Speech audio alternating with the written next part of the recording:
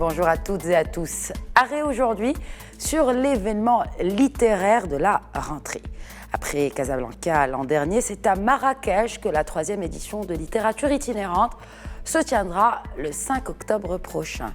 40 écrivaines et écrivains, arabophones, francophones et même amazirophones prendront part à cette manifestation culturelle. Najat Vallaud-Belkacem, Abdel Fattah Kilito, Rachel Amir, pour ne citer que parmi les grandes figures du monde de la littérature qui nous viennent d'Europe, du Maghreb et même du Moyen-Orient, qui sont invités pour un partage littéraire. Et pour partager avec nous l'esprit et les objectifs de cet événement, nous recevons aujourd'hui la présidente de l'association Littérature Itinérante, Nadia Salmi. Bonjour et bienvenue. Bonjour, merci de m'accueillir. Si vous deviez définir l'esprit de littérature itinérante, ce serait quoi? L'esprit, c'est le défi d'abord, parce que c'est un grand défi qu'on relève, et c'est aussi prouver que les Marocaines et les Marocains lisent. Voilà. Parce que bon, c'est un constat qui a été fait, le Marocain ne lit presque pas ou pas du tout. Alors, vous dites que c'est un défi, il y a déjà eu 2 autres éditions. Vous pensez qu'à travers ces 2 éditions, vous avez remarqué que finalement, cette idée, peut-être fondée ou pas, que nous avons sur le Marocain est peut-être sauvable, si on peut utiliser ce terme. Vous savez, il ne suffit pas d'être derrière son bureau, faire des livres et attendre que les Marocains aillent les chercher. On n'en est pas encore là. Malheureusement, nous n'avons pas cette culture. Donc, tout le travail qu'il faut faire, c'est justement aller vers le lecteur. Et c'est ce que fait Littérature Itinérante, c'est prendre les livres avec leurs écrivains et aller à la rencontre du public et surtout aller à la rencontre de toutes les catégories sociales. C'est ça qui est important. C'est très important, absolument. Absolument. Alors justement, quel est ce public? Si vous parlez de différentes catégories socio-professionnelles, qui sont ces gens qui viennent vous voir? Écoutez, nous, en tout cas, on ouvre la porte à tout le monde.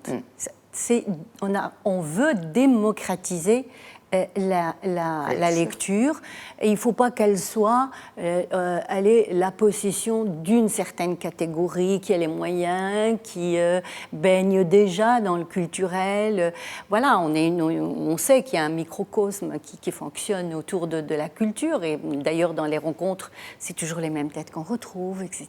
Mais non, il faut ouvrir, justement. Et ouvrir en allant dans la rue. C'est ça l'originalité de cet événement. C'est qu'il va dans l'espace public et il va rencontrer les gens. Par la même occasion, on est en train d'installer une culture et une éducation de la lecture et du livre. C'est-à-dire que ceux qui viennent, peu importe qu'ils achètent le livre ou pas, on sait que l'éditeur doit vivre, et l'écrivain aussi, bien sûr, bien entendu. Mais en tout cas, il faut qu'on y arrive un jour. Hein, il faut prendre le temps, et ça, c'est vraiment... le temps est très important dans cette activité et ou cette manifestation. Et donc... petit à petit, ça va venir, puisqu'on est en train de tourner dans le Maroc, dans toutes les villes du Maroc. On a commencé par Rabat, après on est allé à Casablanca, et maintenant on va à Marrakech. Justement, le choix de l'endroit cette année, à Marrakech, est un endroit justement ouvert au public. C'est une place publique, c'était même une place un peu, ça l'est toujours, d'échange interculturel, et un échange finalement de plusieurs cultures et de plusieurs... disons, discipline culturelle. Et là, c'est la littérature qui s'invite à cette place. Alors, la Koutoubia, ce n'est pas un choix anodin, loin de là. C'est vraiment le lieu, d'abord, c'est un lieu magique, c'est le patrimoine. Ça date de 14e siècle. Et le nom qu'elle porte, c'est la Koutoubia. Donc, le nom est très révélateur. C'est là où se regroupaient les gens, les artisans qui travaillaient autour du livre. Donc, en quelque sorte, Littérature Itinérante refait vivre l'âme de la Koutoubia en ramenant le livre vers la Koutoubia. Il revient, c'est tout simplement un retour du livre vers la Koutoubia. En tout cas, c'est beau comme vous le racontez, et c'est bien aussi de rappeler que ce n'est pas qu'une mosquée finalement, qu'avant justement les mosquées servaient aussi comme lieu d'apprentissage et de littérature. Alors, parlons justement de ces auteurs qui ont accepté ce défi, comme vous dites. Qui sont ces auteurs et ça a été difficile de les convaincre à s'embarquer dans cette aventure qu'est littérature itinérante? Non, vous savez, un auteur, il a toujours le souci de faire connaître son produit, hein, comme tous les produits. J'ai contacté les auteurs dont on pensait qu'il fallait appeler et inviter. Vous savez, c'est la 3e édition, donc on en a déjà invité 40, plus 40, maintenant c'est les autres 40. Il n'y a pas beaucoup de production littéraire au Maroc. Et voilà. Donc on est obligé, en quelque sorte, d'ouvrir aux autres pays, et pas que pour ça, mais je pense que créer des ponts culturels entre les cultures est très important, et ça nous manque énormément en ce moment. Le vivre ensemble est quelque chose de très important et auquel on tient beaucoup. Donc ces auteurs, ils sont venus de plusieurs pays, hein. Ils sont venus d'Algérie, de Tunisie, du Liban, du Sénégal, de la Belgique, de la France et bien sûr du Maroc. Donc on va d'abord montrer aux lecteurs marocains ce qui se fait ailleurs aussi.